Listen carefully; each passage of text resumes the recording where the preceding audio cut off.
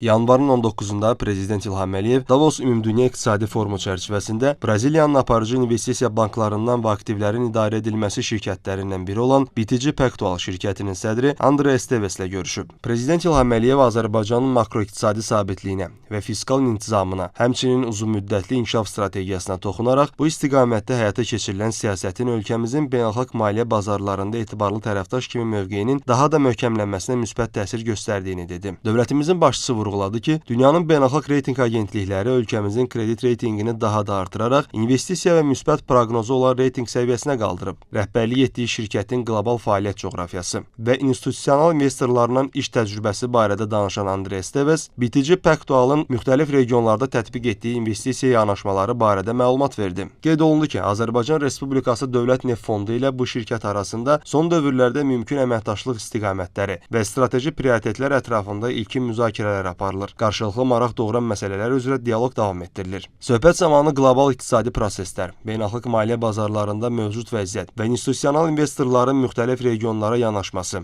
həmçinin inkişaf etməkdə olan bazarlarda investisiya mühiti, uzunmüddətli investisiya yanaşmaları və qarşılıqlı investisiya layihələri ilə bağlı fikir mübadiləsi aparıldı. Qeyd edək ki, 1983-cü ildə təsis edilmiş BTG Pactual təxminən yarım trilyon Amerika Birləşmiş Ştatları dollarından çox aktivləri idarə edir.